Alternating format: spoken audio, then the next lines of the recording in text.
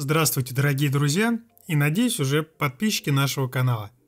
В комментариях нас часто спрашивают, что же лучше, механика или оптомеханика, тактильные свитчи или линейные. На эти и многие другие вопросы мы постараемся вам сегодня ответить. Поехали!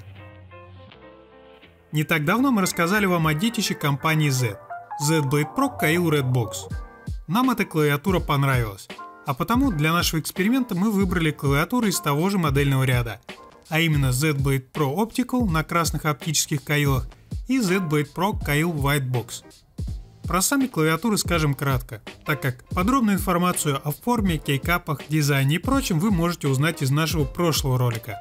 Итак, перед нами две родственные клавиатуры, обе формата TKL, с ярчайшей подсветкой, стандартной американской раскладкой, приятными шрифтами, металлической пластиной сверху, неотсоединяемым кабелем длиной 1,8 метра, кейкапами из ABS пластика, череподобными свитчами. Фишек типа USB-хаба не имеется. И вот, казалось бы, и сказать-то больше нечего, но оказывается, клавиатуры в корне разные. Начнем с механической версии нашего профессионального лезвия. В данной модели используются переключатели собственной разработки Kailh Box White. Это тактильный кликающий свитч со средним усилием нажатия в 55 грамм. Ход стандартный 3,6 мм. Срабатывание ровно посередине за счет размыкания механического контакта. Механизм замыкания отличается от обычных Cherry MX подобных свитчей, но на скорость отклика это никак не влияет. Слева на приведенном фрагменте работы свитча можно увидеть тот самый клик-бар, благодаря которому и происходит излюбленный почитателями синих-зеленых, а теперь и белых переключателей тактильный щелчок. Заявленный ресурс работы такого механизма составляет 80 миллионов циклов. А это ни много ни мало полгода быстрого непрерывного тыкания одной кнопки без остановки.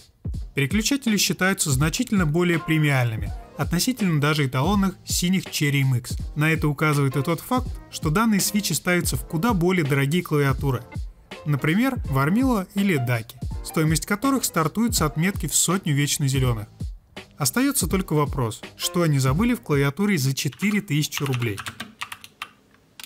Клик мягкий и приятный для слуха. Свитчи прекрасно были смазаны с завода. Эффекта песка в сравнении с теми же синими Cherry не наблюдается. Тактильные ощущения также на высоте. Ровно половина сценария для этого ролика была сделана при помощи клавиатуры Box White. И спойлер, печатать на тактильных переключателях гораздо более удобно, чем на линейных. Чувствуется каждая пропечатанная буква. Чем-то напоминает экспириенс от того, как первый раз пробовал печатать на старой пишущей машинке. Только ход клавиш в 10 раз меньше, а щелчок чувствуется только пальцем, а не обеими руками, столом и в общем всем, как будто маленькое землетрясение на столе. Для сравнения пример работы данной клавиатуры.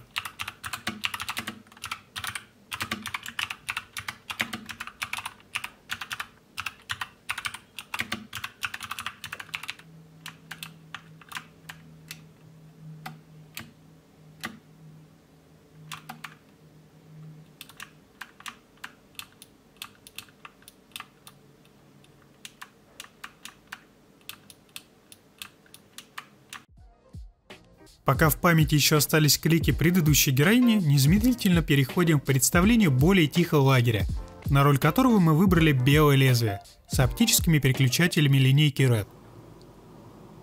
Усилие, необходимое для нажатия, составляет всего 40 грамм, почти на треть меньше, чем у белого переключателя и в 2 раза меньше черного. В ходе изучения вопроса нажатия мы выяснили, что для нажатия красного линейного свитча требуется примерно 800 божьих коровок. Так что если вы задавались вопросом, почему божья коровка не ответила на ваши пожелания, она одна просто не справляется. Механизм срабатывания оптического переключателя кардинально отличается от механического, ведь здесь нет никакого замыкания контакта, а нажатие фиксируется прерыванием светового луча. Такой способ работы обеспечивает свитчу более долгую жизнь ввиду отсутствия износившихся элементов. Однако заявленный ресурс составляет все те же 80 миллионов. Но тут на помощь приходит технология Hot Swap и 4 запасных свитча из комплекта. В случае неисправности одного из переключателей его можно заменить. Правда, конкретно в нашей модели для этого нужно применить немалые физические усилия. Ход тихий, без эффекта песка, хотя и смазанные переключатели были куда хуже, чем у версии Box White. Видимо, сказывается опасение, связанное с отсутствием влагозащиты, ведь тут ее вовсе нет. Убить оптику водой проще, чем не только нормальную механику, но даже дешевую мембранку. Люфт кейкапов также более заметен в данной модели. Стабилизаторы отрабатывают несколько хуже и звонче. Хотя не исключено, что после более тугой whitebox мы рефлекторно прикладывали больше усилий для нажатия, и клавиша пролетала весь путь со свистом. Субъективно, несмотря на одинаковую в цифрах длину хода до срабатывания, составляющую 1,8 мм, красный свитч реагировал на нажатие заметно раньше, хотя все это можно сослать на погрешности в изготовлении. Для лучшего понимания работы приведем пример печати игры на данной клавиатуре.